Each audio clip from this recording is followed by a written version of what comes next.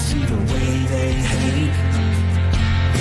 And I know better than to listen to the people who are calling us slaves. I can feel the sun. Well, good morning and welcome to episode 877 of the Lots Project Morning Show, where the coffee is strong, the opinions are stronger, and everything is always filter free. I'm Brian, your host, and it's March 2nd, 2026. Already in March. Holy shit. This morning, I'm enjoying a fresh cup of FTO Blonde Espresso from foodforestfarms.com because life's too short for shitty coffee. At Food Forest Farms, your beans are roasted by real human hands using a clean stream air roaster. More than just a customer or your family. Get 10% off with load code LOTS10. That's LOTS10, and shipping is always free. When you head over to that website, check out C4 Club for even more awesome perks. And site has been redone. Scramble and let me know that this website has been completely redone. So head on over to foodforestfarms.com. That's foodforestfarms with an S.com. And check out the new site, C4 Club, and all the awesome air roasted coffee over there. Today we've got another packed show. Cabin work continues. A couple of completed projects on the cabin, and that's good news for me. Where we stand with that. Whether it's finally time to consolidate UTXOs, what they are, why you want to consolidate them, and a few thoughts on that. Just beginner Bitcoin UTXO talk. And something feels a little off with all of the warnings about Iran that I've been seeing. And I just want to mention that up front here before anything actually happens. Anyway, grab some coffee, smash that like button, and let's get started. Good morning. Good morning. How's everybody doing today? Rewilder Life says, good morning, watching oil go to the moon today. Oh, yeah, oil. Did you fill up your tanks on Friday? I fill up my tank every weekend, unfortunately. But yeah, oil I think is about ready to pop up a little bit. We'll talk about that in the Iran segment, but it's a good thing. I was talking over in the Telegram group this weekend. A good thing that the president is pirating oil tankers out of Venezuela, so we don't have to worry about getting our oil through the Straits of Hormuz. Is it Straits of Hormuz over there that they shut down? Yeah, I don't know. I get them all confused. Good morning, Mike's Homestead. Thanks for popping in today. Rewilder Life says, doesn't matter. I save a few pennies for a week. Right. I fill up every week. It is what it is. I never really actually look at the price of gasoline.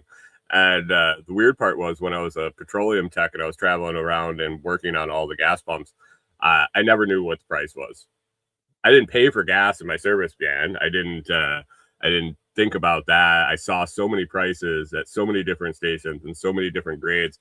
I never could ever really tell you what the price of gas was. So, I mean, not even a general range. And really got out of the habit. I don't have the opportunity to hop different gas stations around here for a lower price.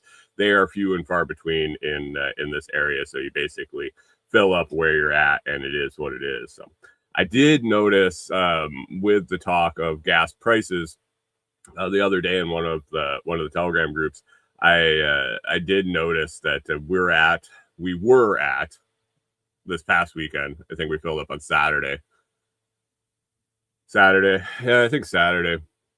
275. I think we were 275 for regular 87 87 E10 or whatever it is, the regular 87 oxygenated with ethanol. So the non-oxy, the clean 87 on the pump was a little higher. I'm not sure how much more, but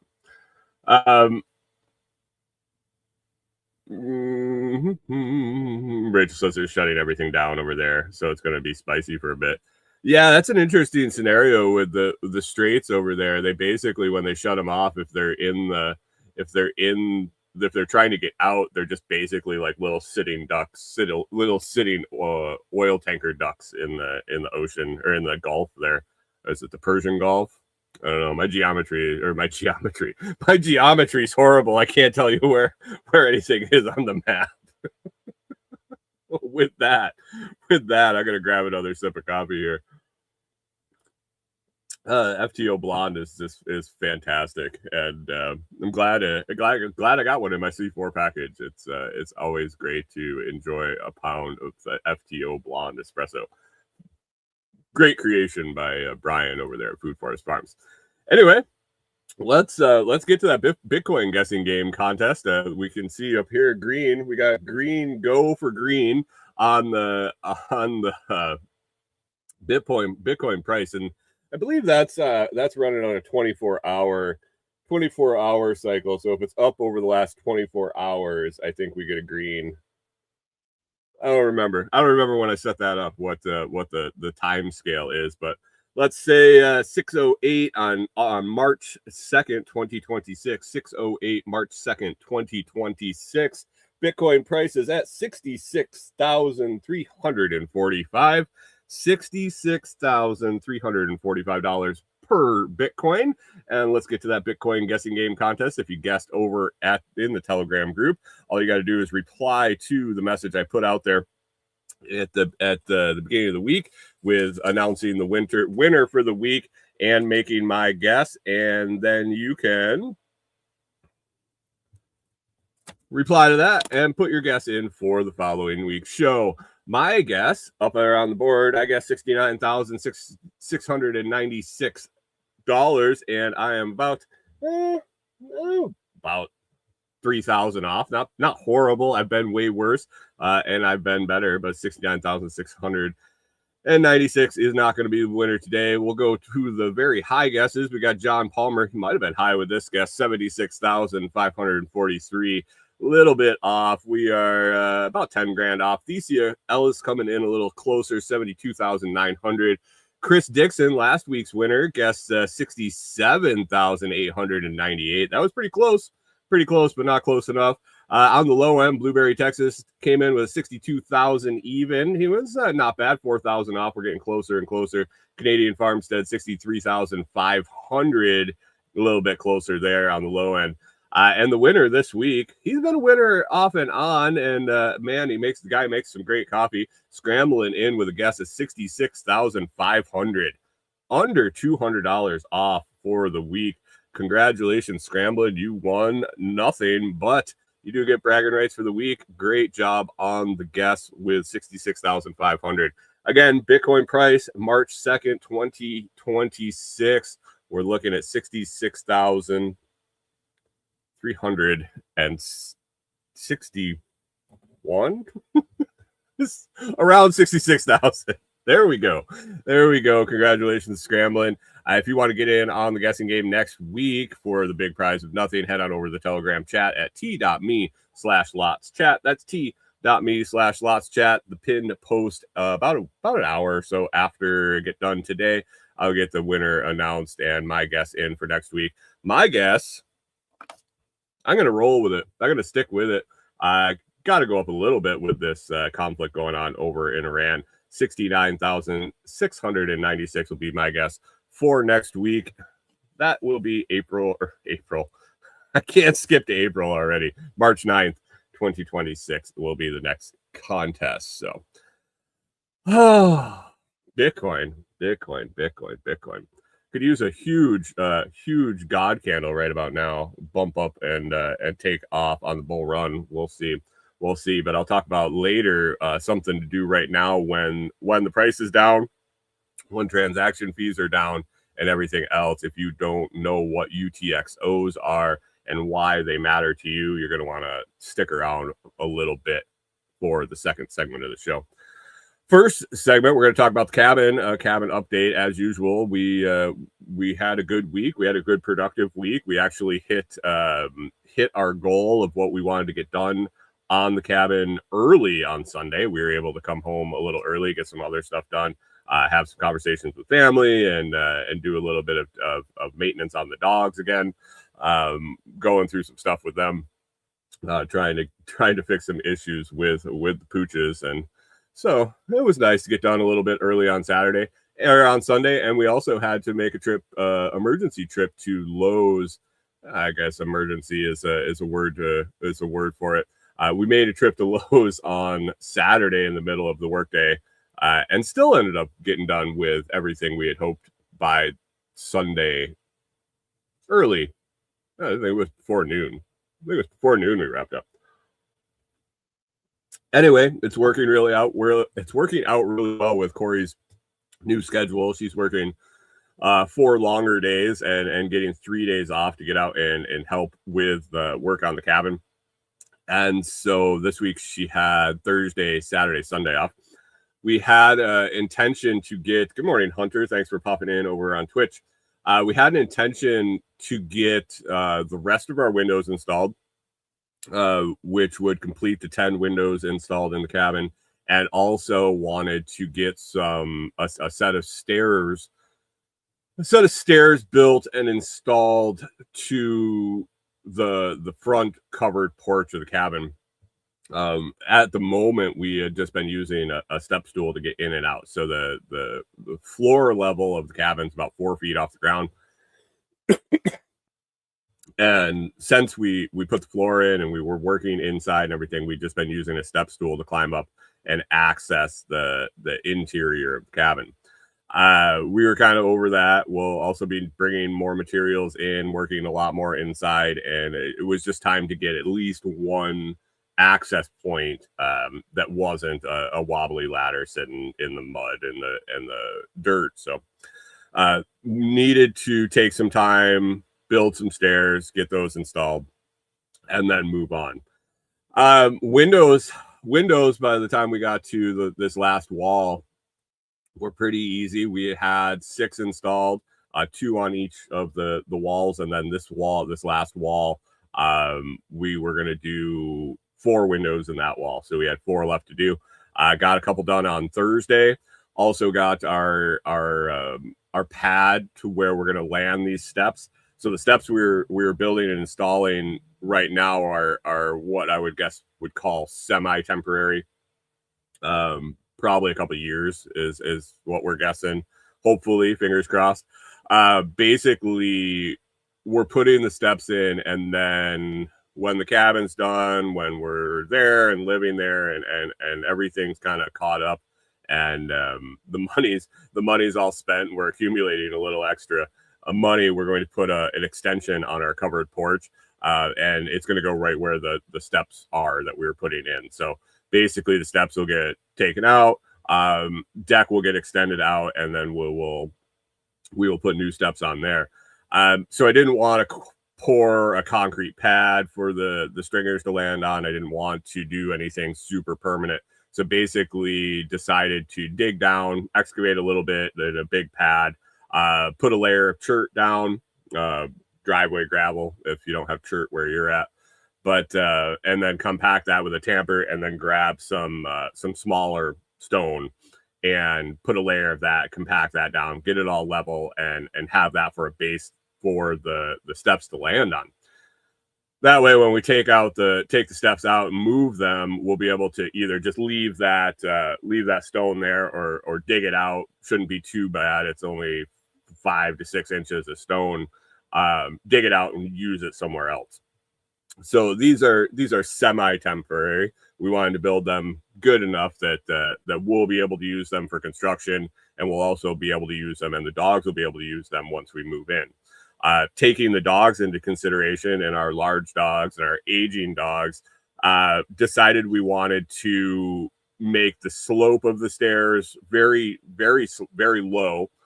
Basically, as low from my research. Now, to preface all this, I'd never built stairs from scratch before. I'd helped on stair projects. I'd help on deck builds and all that stuff, but I had never been the one to lay out stringers, cut stringers, install them by myself, do all the figuring and measuring and planning. So this was a new project for me.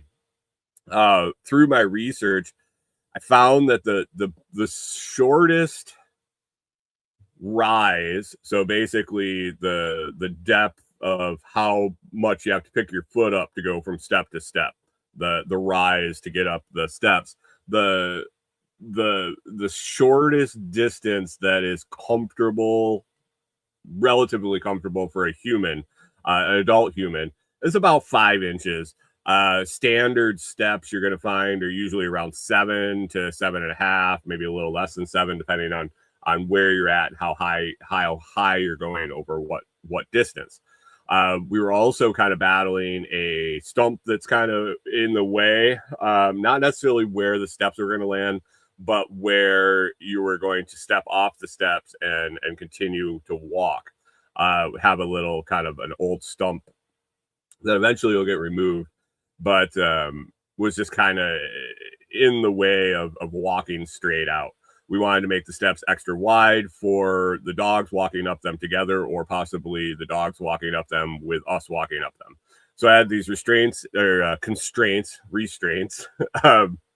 in place when I was designing these. So for a first shot at doing this and just learning it, I was pretty happy with the way they came out. Thursday, I was talking about, we excavated the pad. We got the pad all finalized. I had taken some rough measurements just to the ground and done some rough sketch outs and figuring out the math on the stringers. But Thursday we finalized the height, the drop, how much distance we were going to have to come down. Got that pad done, got it fairly level, got it all compacted and where we wanted it. Corey was out there and helped me get measurements for the rise and the run of the staircase. So I came home Friday. She was working. I did some calculations and realized that some of the lumber that I had bought on the assumption of the measurements that we did before, the rough measurements before we did the pad, were kind of off. They were off enough that some of the lumber I bought wasn't what I needed. So Friday morning, I finalized all the measurements, finalized all the lumber I needed, made a trip to the local lumber store, which, by the way, will no longer be going to Lowe's to buy lumber. Maybe the other stuff, maybe the not lumber, the hardware, the screws and things like that. But no more buying lumber at Lowe's. I found that the local lumber store there, about 2 miles down the road from Lowe's, has both cheaper lumber, better customer service, like above and beyond better customer service, cheaper lumber, and the lumber is better quality. So got to break that habit of buying lumber at Lowe's and just get it at the local shop. But when picked up the lumber I needed from the mistakes that I made, wasn't horrible, wasn't all of it, wasn't, yeah, it was about 6 pieces out of 20 that I had picked up. So Hunter says ut.stat. I'm not sure what that is. But anyway, Hunter says about the Satoshi gift cards at Lowe's. Yeah, I mean, there's plenty of stuff to buy at Lowe's still. The screws and tools and things like that at the local place are a little spendier. So there's plenty of opportunity to get the Bitcoin back at Lowe's, and there's plenty of other places on the Fold card to get to buy gift cards from. So it is what it is. It's math, and really, the money I save on the lumber plus the headaches with the customer service, the fact that I don't have to go around with a cart and load up all my own lumber at Lowe's, take it to the checkout, and then go load it into my vehicle myself, and I save money. I think that's better. But anyway, Friday picked up the lumber, got it up there, kind of started messing around with laying out a stringer. I believe I cut the first one just to get it done, and then was going to wait for an extra set of hands with Corey on Saturday. Saturday we got out there and got the two windows knocked out. That completed all the windows. All the windows are installed, it's a great feeling. 10 of them had got them all in. They all went really well, super smooth. I think when you're framing from zero and you can get your sills level and buying quality new construction windows, they were all really square. And man, we really didn't have to shim much at all. Like set the windows in and center them in the rough opening, and they were all good to go. All moved really smoothly, all lined up pretty square and level since the sills were level. So I was happy with the windows. The scaffolding we borrowed from a friend worked phenomenal for putting those windows in about 7 feet off of the ground. And so we got them in. That was really good. After that, we started working on the steps. Figured out that the stringer that I cut was good. Started to measure off the other stringers. Got them all measured out, and I started cutting them and using so we're using 2x12s, pressure treated 2x12s to cut the stringers out of. And I was using a battery, a 20-volt DeWalt battery skill saw, which, granted, the blade is probably super dull. The blade's been around, a couple years now. The batteries have been used for quite a while, and it just didn't have the guts. With a completely charged battery, it would work all right. But as soon as you made a cut or two, it really bogged down. It kept kind of really bogged down enough that it would turn off. And I got frustrated enough that I said to Corey, we got to go get a corded skill saw, since we had the generator out there, and we'll just run it. We just didn't have enough nuts with that small battery operated circular saw to get through those pressure treated 2x12s. And we kind of run into that problem when we were doing the floor joists too, when we were cutting those, and ended up using the big radial arm saw. I guess radial arm saw, is that what it's called? Compound miter saw, compound sliding miter saw. I don't know what the name of that thing is, but that worked great. So off to Lowe's we went. It's about a half-hour trip there. Picked up a skill saw, picked up some screws, and it was $100. It was not horribly priced. It was I think we ended up going with the Craftsman 15 amp, and with a new blade. We got back, plugged that in, and fired off, and it handled those stringers no problem. So we zipped up the stringers. We kind of we went to get them all put up, and turns out that I didn't really mismeasure one of the stringers, but one of the cuts, and I think it was one of the cuts when I was messing around with the saw, and it wasn't cutting properly, and I was trying to push, and the board was sliding and all sorts. But one of the cuts, and a very important cut, basically the bottom where it sits on the ground, was completely skewed. It was probably 15 degrees off of square, and I was like, really can't do that. It doesn't have to be perfect, especially since these are temporary permanent, I guess. I didn't want to be that far off. If I was a little off and it came together solid, I would have been all right with it. But this was way too off. So basically scrapped one stringer. And as I talk to people that have done this for the first time, that have built stairs for the first time, I did pretty good. Only scrapping one out of a total of 4 that we ended up putting on. But anyway, cut the new stringer, measured out the new one, cut that, everything lined up good. We got it all set up, and it was late. We needed to get home and do the dogs, so we decided that we'd pop out on Sunday morning and finish that off. Sunday morning we got out, lined everything up, and squared it up as close as we could, and got them resting. All the measurements were pretty close. Screwed everything in, got the deck boards for the treads put on, and everything was solid, super solid, no bounce. Everything looks good. Corey and I were using it. It is they are definitely shallow steps. I think we ended up at about 5 1/3 inches on the rise per steps, and went with 11, just over 11 inches for the tread depth.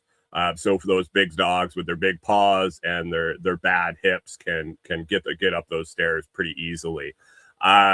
Me with my long legs, I'm guessing I'm going to be skipping 2 to 3 steps at a time on the way up. On the way down, it's going to be like tap dancing down the steps. Corey likes them. She's got short little legs. She said that they're great, and she's happy. She's happy, and that's the biggest thing. So, completed 2 projects this weekend. Good morning, Canadian Farmstead. Thanks for popping in. Completed those 2 projects over the weekend. Then we headed home and took care of some stuff here. So what now? Moving forward, we will be building another small deck. Corey and I went back and forth. We need to build a deck to install the other door. We have one more exterior door to install, and then we'll have basically the windows, doors installed and be ready to do trim and metal. But my problem is the door needs to be installed about 4 feet off the ground. And the scaffolding we borrowed is fantastic. It was great for the windows. It was almost just a little too tall for the windows, and they were another 3 foot above where the door is going to be installed. So we decided we were going to build a landing or a deck or the full deck we eventually want on that side, since we need a way to get in and out anyway. This isn't just for putting the door in. This will be for putting the door in, and then, like, depending on what we had decided, it was going to either be permanent, the whole deck that's going to end up on that side in the end, the end vision, or just a temporary, a semi-permanent temporary landing to use until we buy all the other stuff we need and then put a big deck on. We went back and forth and looking at the cost of projects and the size of the deck we eventually want out there. We decided to build something smaller to start, easier to get done, smaller, easier on the wallet, and quicker, basically. So next thing we're going to do, we're going to put a 6x8, a little 6x8, probably freestanding, maybe attached at some points, but basically a freestanding deck with steps up so that we can get to install the door and then have access to the door. That'll be the next project, and once that's done, we get the door installed. We'll be moving on to trimming out and getting that metal on the outside. So that'll be a big step once everything is enclosed and dried in. Basically, that'd be a huge step. So I don't think the deck's going to take too terribly long. I was looking at that yesterday afternoon, different ways to do it, different amounts of materials, and how we're going to transport the materials to the site. But once the material is there, it shouldn't be a whole lot of project. It should go pretty smooth and pretty quick. And then we get that door in and we're ready to rock and roll. So excited about that. Excited about the progress we made. Weather was absolutely phenomenal this weekend. It looks like we're heading into some rain, some significant rain coming up over the next couple of weeks. But this past weekend was just great. Saturday, I think it was 77 and sunny with super low humidity. So it was just like, it was one of those days you stand there in a t-shirt and jeans and you're like, if it could be this way 365 days a year, I would, this is where I'd want to be, because it was absolutely gorgeous weather. So hopefully that continues for a while and we can get some solid work done in the next upcoming weeks. So that was kind of an update. Happy with the progress. When we were both excited this weekend when we finished everything that we had on the docket and we were able to get some bonus work done. And got new tools.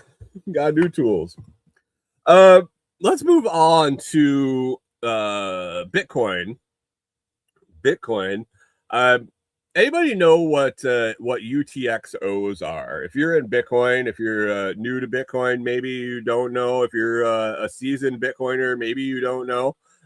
Maybe you've heard of UTXOs. Maybe you have looked it up. Maybe you know exactly what they are. But I thought I would cover that today. I was kind of looking around and looking at transaction fees currently. So right now in the down of Bitcoin with prices being down basically 50% of what the all-time high was a while back, and with hopefully a bull run on the horizon. I'm not saying tomorrow, I'm not saying next month, but historically a bull run will be coming sooner rather than later. When that happens, when prices start going up, when the network gets busier, transaction fees go up. Currently, transaction fees are low relatively. And one thing to consider when transaction fees are low is consolidation of UTXOs. So what a UTXO is it stands for unspent transaction output. And to understand it, I actually used ChatGPT to give me a explain this like I'm a 5-year-old. Explain UTXOs like I'm a 5-year-old. And it did a pretty decent job. So I'm going to go with their bullet points with that explanation. I'd be more than happy to discuss it with anybody privately. If you still have questions, you're more than welcome to send a message over on Telegram. You can email me at info@thelastproject.com and we can help you out. But basically, a UTXO is unspent transaction output. If you think of a Bitcoin wallet, a lot of people think of a Bitcoin wallet and the way they're set up. The user interface on Bitcoin wallets, it gives you a total balance, just like your bank account, because that's what people are used to seeing. But in reality, when you have a Bitcoin wallet, you have a Bitcoin address, it isn't a cumulative amount. Basically, when you send a transaction to a wallet, they don't combine in the wallet. So if you're stacking sats or your dollar cost averaging, say you're buying $5 of Bitcoin every week and then sending it to one wallet. And I would suggest and with what we're going to talk about with consolidating UTXOs, it's a great time to transition to a hardware wallet. One of the reasons I actually got thinking about it was thinking about some different content to do for the Blockstream Jade and Jade Plus hardware wallets. But anyway, if you're buying $5 in Bitcoin a week and you're sending it to a wallet, think of the accounting method in the wallet like a piggy bank. And each $5 transaction is a coin going in the piggy bank. In your piggy bank, they don't all magically make $1 when you put 20 nickels in. There's 20 nickels. You have $1, but there's 20 nickels in the piggy bank. Now, when you go to spend something from your wallet, the transaction will use, just like you would out of your piggy bank, it might use, and you want to send, say you got $1 in nickels in your piggy bank, and you want to buy something that's 82 cents. Basically, you would take 85 cents worth of nickels and send it. You'd count them all out. You would give the guy 85 cents in nickels. and you get a couple pennies back. The same thing kind of happens in a Bitcoin wallet. Say you have $100 in Bitcoin, but it's broken into $5 transactions, $5 UTXOs. It will take however many of those smaller increments, bundle them together, send that, and you will end up, if it's not an even amount, if you have leftover, just like your piggy bank, you'll end up with another UTXO in your wallet for your quote unquote change. Why does this matter?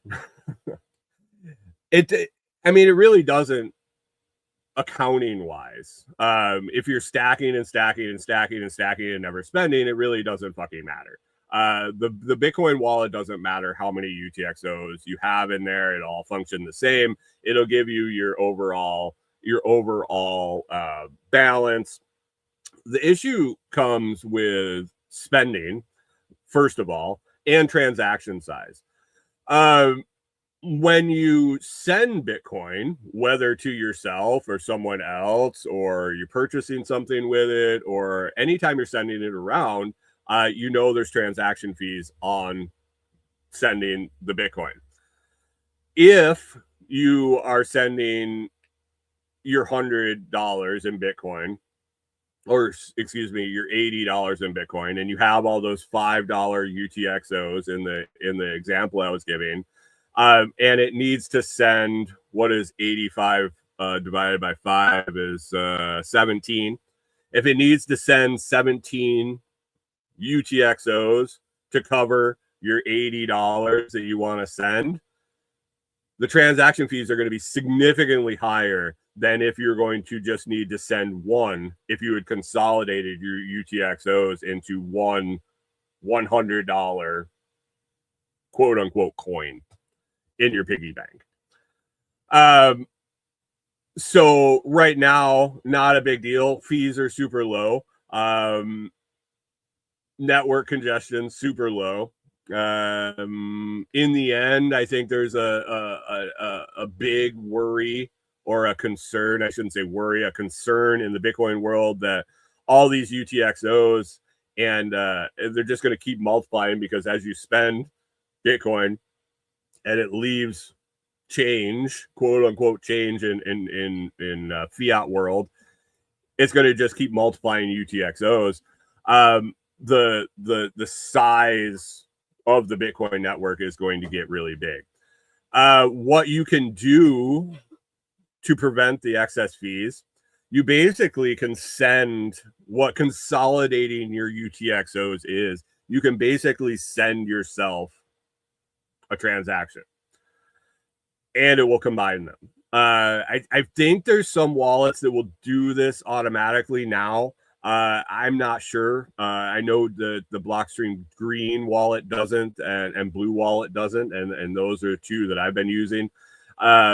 Basically, you take all of your Bitcoin in your wallet and you send it to yourself in one transaction.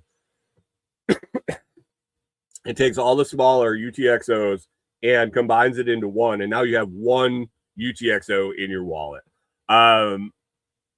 It'd be great if you could stay and say, oh, let's just have one in our wallet at all times, and that would make the fees the lowest it can. But basically, if you send anything from that wallet that isn't the full amount, you're going to end up with more. From what I can read, what I researched, I think that the target per wallet would be 1 to 10 UTXOs per wallet. Some wallets have an easy way to view what you have, how many you have sitting in the wallet. There are other workarounds using the Block Explorer and different ways you can do it. Again, that's above this conversation, but you're more than welcome to reach out, and I can help you through that, or send you in the right direction on how to figure out where you're sitting with that. And if you're a hodler, if you're never going to spend your Bitcoin, if you're just piling it away to pile it away, maybe you don't have to worry about this. But if there's any chance at any point in the future, and this goes kind of the same discussion as say like a Roth a Roth IRA versus a 401k and paying taxes now versus paying taxes in the future, where the theory is, taxes are only going to go up. So get them out of the way when they're low. Same thing with transaction fees. It does follow the Bitcoin price cycle, but in the end, as prices go up, fees go up, and eventually fees are going to keep going up. And so if you can take all of those small little transactions and combine them into one big one and save yourself a big headache if you go to even move funds. I guess I shouldn't say not spending Bitcoin. If you're just going to move it from wallet to wallet, shuffle it around, you're going to pay transaction fees. So having your UTXOs consolidated is a good, just best practice Bitcoin. And I was thinking about it. With Blockstream Jade and things like that. And basically, yeah, if you got a bunch of wallets all over the place that have a bunch of tiny transactions into them that you've been stacking sats, you've been DCAing, you've been doing it right. It might be time to just get one hardware wallet and send everything to the wallet. So all your smaller wallets send the full balance, and that comes in as one UTXO. I hope that kind of made sense. If it didn't, definitely let me know. Send me a message. I would be more than happy to explain it to you. And if I get enough feedback that made no fucking sense at all, I can think of a better way to explain it. So just a thought on Bitcoin. And with that, talking about the Blockstream Jade and Jade Plus, I mentioned it last week. Blockstream changed their affiliate host, basically the company that runs their affiliate program. New link. I put that out. I got that changed on most of the places that people find my link. In the show notes, in the video notes, it's going to be there, but it's a new affiliate link. The discount code and the affiliate code stays the same. The Lots Project. You can always put that in at checkout to save yourself 10% over at Blockstream. But one cool thing, one new feature with the new affiliate program company is that you can either get 10% off at checkout, or you can get 10% back in sats. I haven't done that yet. I don't need to buy a new hardware wallet, so I'm not sure exactly how that works. If somebody does end up using that and going over there and getting the sats back, if you could give me a how that went and what you think of that process, that would be fantastic. But otherwise, you can still get that 10% off over at rewards.blockstream.com/the Lots Project. And I appreciate that. If you need help setting it up, if you need help figuring it out, I'd be more than happy to help you out. So Blockstream Jade and Jade Plus, my recommended hardware wallets for your Bitcoin. Let's see. Oh, big thing happened. Big thing happened over the last week. We decided to bomb Iran. I guess Israel and us decided to bomb Iran. I don't know. I don't know enough about it, honestly. It was interesting the other morning in Telegram. Somebody was talking about the Department of Homeland Security being shut down because their spouse was having some issues getting supplies in at work. And I was like, wait, DHS is shut down? Didn't even know. It had been 2 weeks, it sounded like. Had no clue. I really kind of checked out. I've been focusing a lot on the cabin build, on some other things.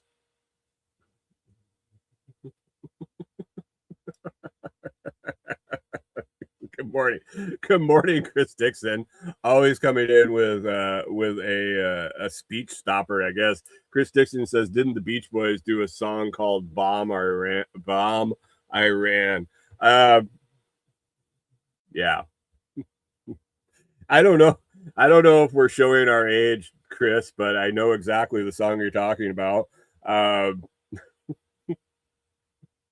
Does anybody even know who the Beach Boys are anymore. My mom was a huge fan. I heard all of the songs growing up on repeat, and yeah, I know exactly what you're talking about.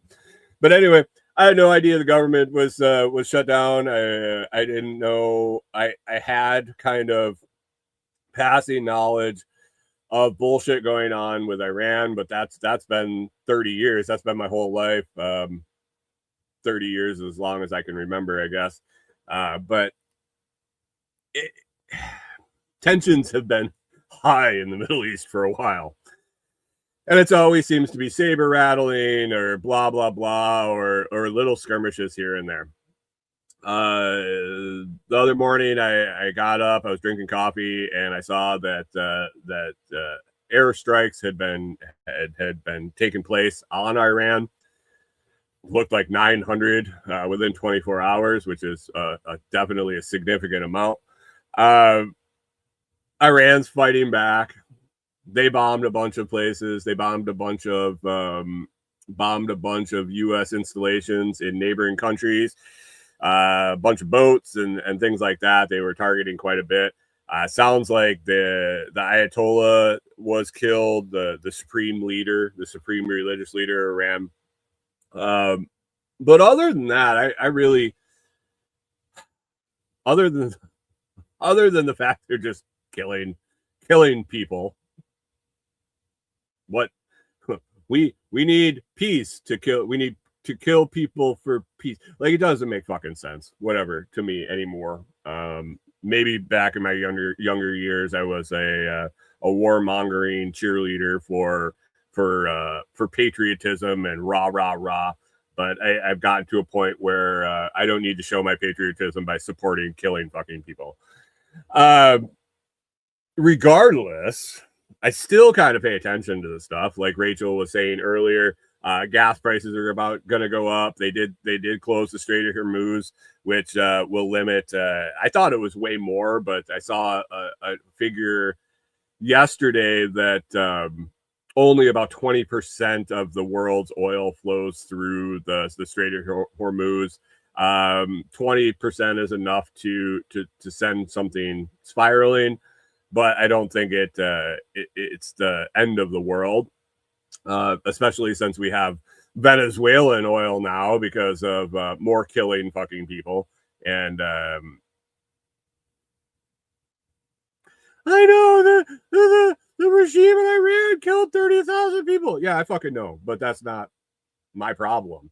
I don't know why I'm paying for bombs to kill more people because they killed people. Nah. Anyway, we got some oil. I saw a video of the president standing next to one of his pirated oil tankers that he took because of some words that he said that made it his. So oil, I don't know if it's necessarily going to be a huge problem. That doesn't mean that the prices won't skyrocket, even though the numbers don't say it should. Do I think that this war with Iran is a good idea? No, not at all. But one thing has been sticking out to me. We've already seen in Austin the other night. I looked into a little bit of that, but it seemed like he was an Iranian sympathizer, not Iranian. He wasn't Iranian. He was from Senegal or someplace.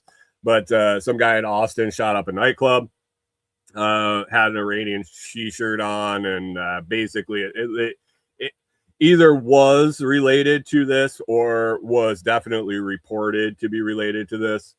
With the spin on it. But what I'm seeing is a lot of government agencies warning of quote unquote sleeper cells, quote unquote Iranian sympathizers, not synthesizers, sympathizers. And it seems like they're really, really trying to get the point across that there's the large likelihood of sleeper cell attacks. There's a large likelihood of this, that, and the other thing. Now, if they know there's a likelihood, if they, the government, knows there's a likelihood of this happening, why don't they do something about it, first of all? And maybe they are. Maybe they are. B, the thing that it makes me wonder is, what are they setting up? I could see one agency coming out, maybe the FBI or the NSA, because they're spying on everybody, the National Spying Agency, coming out and saying, we think that there's probably some Iranian sleeper cells in the U.S. They've been foreseeing this war, but they're not very organized, and we're probably going to be able to take care of it, blah, blah, blah. Just a blip on the radar. But I'm seeing it coming from all different directions, and it really gives me a gut feeling that maybe it might be being used for cover, might be being used for possibly something like an attack on infrastructure or people or whatever, with an easy scapegoat. I don't know. I don't know this for sure. Just a gut feeling that I see when it almost is like people are trying to explain it away. You ever deal with a little kid that wants to set you up for the fall, and he's just not really good at it. He's like, "Well, this might happen," and then they know full well they're gonna do it themselves, and they're just trying to blame the dog. They didn't want to eat their homework, and so they say, my dog's been eating my homework quite a bit lately. And then miraculously, 2 days later, there's no homework, and the dog ate it. Could be wrong. I hope I am. I hope our government isn't so nefarious that they would ever do anything to harm American people. That could never be true. But it sounds like there's a lot of sympathizers for the cause, and it sounds like that Iran might be able to put out a call to the other terrorists. It just sounds like a fucking movie plot. Iran could definitely bring on some sympathizers that may also be organized here in the United States. We did have a Mexican border that people were just streaming over for, I don't know, 4 or 5 years straight. There's no way that anybody with nefarious motives or anything like that could have come in with the waves of people. So keep your head on a swivel. I'm fairly confident that here where I am, there's not going to be much going down. You can spot activity like that pretty clearly amongst the faces in the low populated areas here. There isn't a whole lot of diversity. If you're picking up what I'm saying, we all seem to look almost alike around these parts. And the population is very sparse. Chris Dixon says, well, there's been enough books wrote about it. Wonder which one they'll use. Exactly.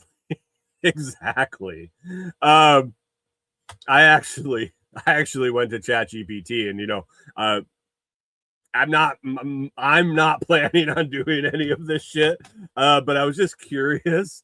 I saw some numbers of potential sleeper cell individuals, participants in the United States, and I think the number was just it must have been some bullshit AI article on social media. But man, they said something like 18,000. I'm like, that just seems way, way too high. Didn't look into it much more than that, but I went to ChatGPT and I was like, hey, what could 18,000 relatively decent, organized individuals with a common goal pull off in the United States. And GPT was not excited about telling me, giving me ideas of what terrorists might do.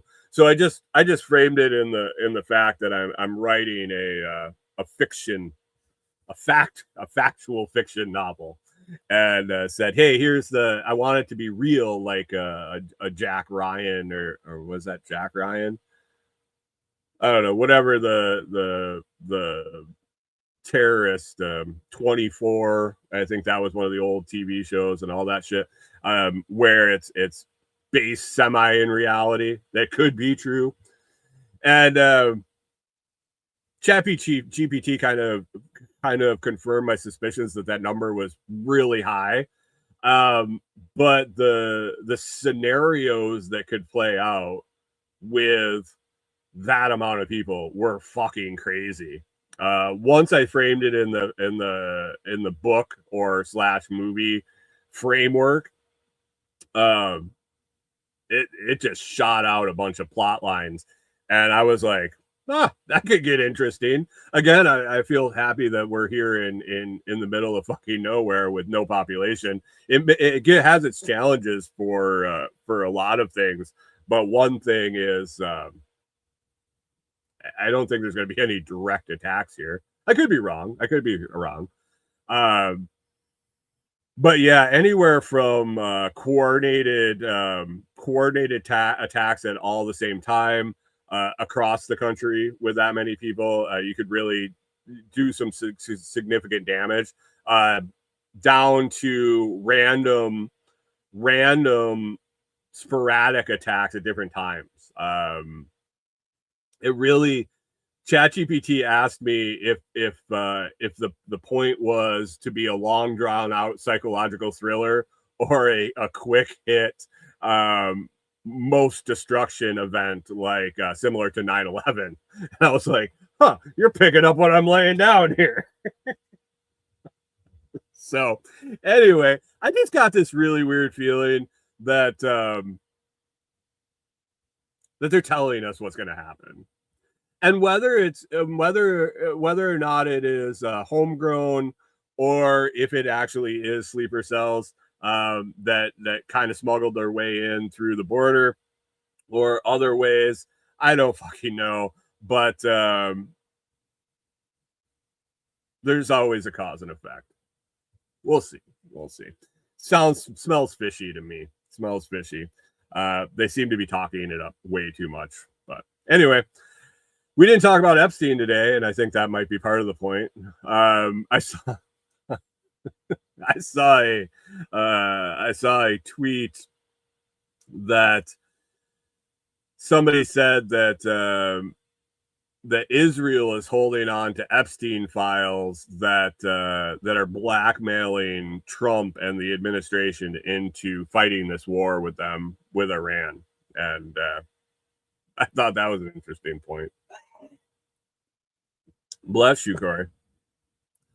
So yeah, I got no thing on Iran other than I just don't think we need to be killing more people.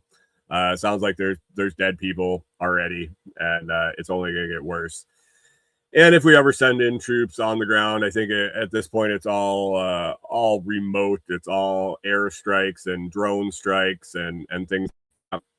Also, be careful online. Definitely, as you're scrolling through your social medias, if you see videos of things getting blown up here, there, and the other thing, a lot of it's fake, a lot of it's AI, a lot of it is video game footage.